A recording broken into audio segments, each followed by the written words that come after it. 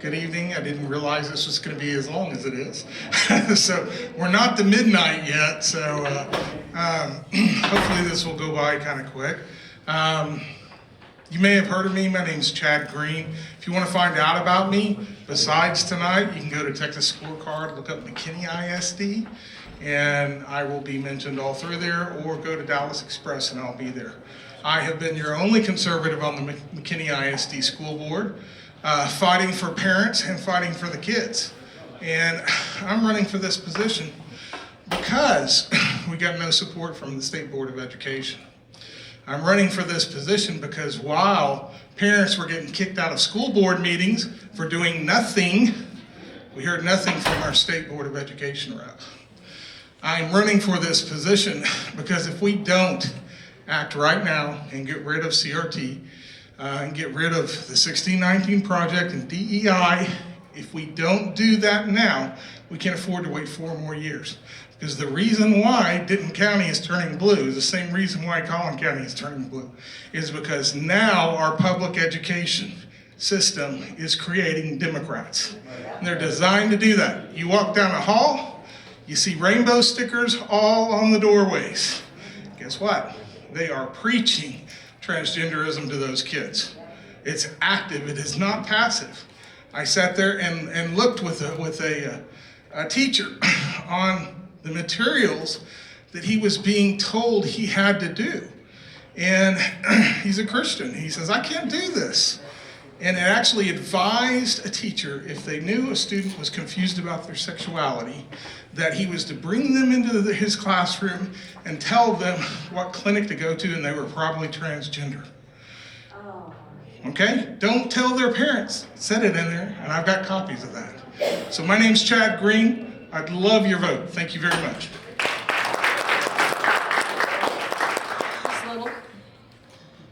I'm Pam Little, and I've been honored to represent you for the last 5 years on the State Board of Education. Just like many of you, I'm a mother, a grandmother, and a lifelong Christian. And as I have served on that board, I've had 2 goals in mind. One is to prepare our students for success, and the second goal is to protect our students. To prepare our students for success, we have implemented a phonics-based curriculum. Cursive writing is back in the curriculum. We also passed a personal financial literacy course. And we have done a lot with career and technology courses, over 270 career and technology courses. To protect our students, I have voted against gender identities in our standards. I have voted against social injustice in our standards. And I voted against all of the health instructional materials because they did not meet the Texas Education Code. And I have never voted for the 1619 project. I voted against some rough draft of social studies that never got past our first reading because they were age inappropriate, watered down history, and just were not what we needed for our students. So those are the reasons that I want to go back to be your representative again on the State Board of Education, so I can be there to fight for our students, to protect them, and to also give them the opportunity to be successful. I would really appreciate your vote on March the 5th. Thank you. Okay, first question to you, Ms. Little. What is the most important issue in setting curriculum standards? The most important issue in setting curriculum standards are being sure that they have conservative values in them. And we have gotten away from that, unfortunately. And that's one of the reasons that I want to go back, is because I have been a strong conservative voice on that board. Some of the things that I have told you that I have voted against. One of the things just recently, we had a textbook that called for a pregnant person. And I raised my hand and asked the publisher if they would consider changing that, because I had looked up the definition of person and it said male/female. So we're going to really be confusing our students if we talk about a pregnant person. And they said, no, because we're following the CDC guidelines, we won't change that. That book was not approved and will not be in the Texas schools.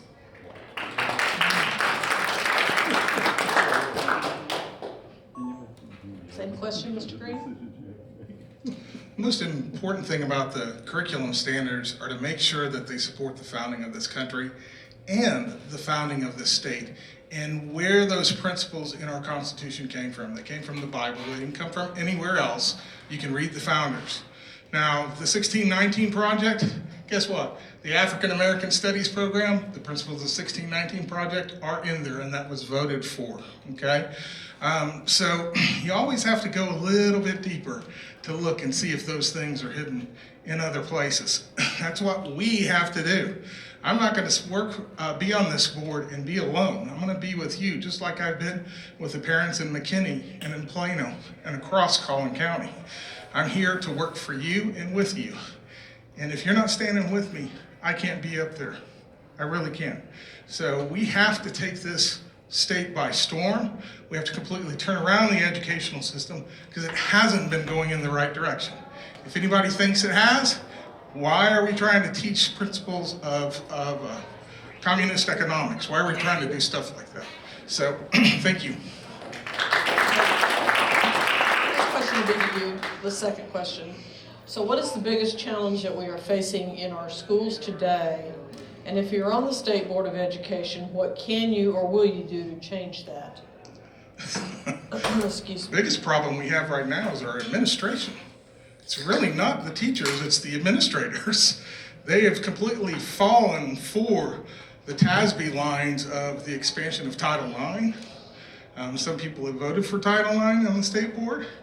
The expansion of Title IX, they are completely all in for the woke agenda. And it is not really the teachers. The reason why the teachers are leaving the schools is because their conscience will not let them teach these things. We have to get back to all the core areas: reading, writing, math, social studies, science. We've got to be focusing on project-based learning and getting the kids to really get involved with projects and get deeper knowledge in these subject areas. The reason why we had that in the past, everybody was on a farm in the past. They were working with their hands. They were trying to figure out ratios. How much seed do I need to plant in this field? How do I fix my tractor? They gained skills that way. That's what, like my dad was. So thank you again, appreciate it. Can you please repeat the question? Sure, be happy to. What is the biggest challenge that we are facing in our schools today? And as a member of the State Board of Education, what can you or will you do to change that? First, I'd like to point out to Mr. Green that the 1619 Project is not in the African American Studies courses. That is the date 1619, which is an important date in history as it started the colonization of America. But one of the biggest problems that we have is not preparing our students for jobs of the future. And coming up for the State Board of Education is to review the math standards. And when I go out and talk to businesses, what I hear from them is that the students that we are sending out don't know how to do long division. They don't know their multiplication tables. So one of the things, and that's actually next up for the State Board of Education, I want us to get our students back to the basics. They can do mental math, they can do math in their head, they can do long division so that we can prepare them for jobs of the future. Okay. Last question will go to you first, which is, do you support eliminating the STAR test? Well, first of all, unfortunately, the State Board of Education doesn't have anything to do over assessment, but yes, I very much support eliminating the STAR test. I don't support eliminating accountability. What I would really like to see us do is move to what I would call a diagnostic versus a summit approach, where in the fall we test our students, we know what they know, and we make up an education plan for them. And then in the spring, at the end of the school year, we test them again. And what they have learned in between there, that's your accountability. And I would really love to see us go back to that. I mean, the STAR test is it's just become a demon and is a real drain on our school system. But I do support accountability, and I would wish that the legislature would give assessment to the State Board of Education and not the Commissioner of Education.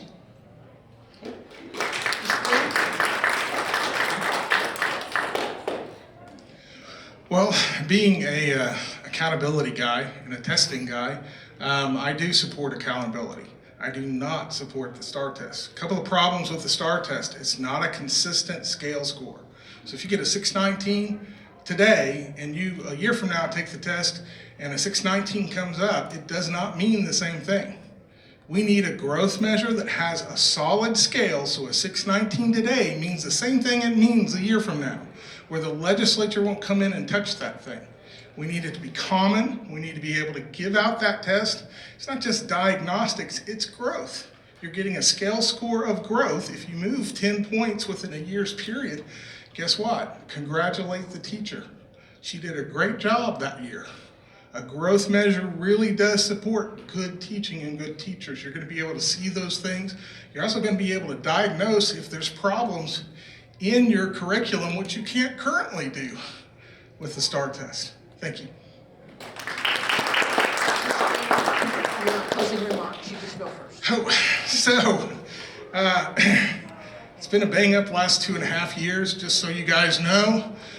We filed a federal lawsuit against McKinney ISD 3 weeks ago for violating my free speech rights and that of many of the parents there. You need a fighter. People who claim to be conservative, you can tell if they really are or not because they carry scars from battle wounds, right? You look at the parents in McKinney, you look at the parents in Prosper, you look at the parents in Frisco that are fighting, they got scars. You know, those districts really tried to take them out in many different ways. So be careful the people that say they're conservative. That's like being Republican now. Who knows, right? I'm a constitutionalist, and that's what I pay attention to. I'm here to fight for you. I've been fighting for you, and I'm going to fight for every kid in the state of Texas and every parent. This stuff that's going on in schools right now, of them kicking us out of school board meetings, is going to stop, and they're going to be held accountable for that.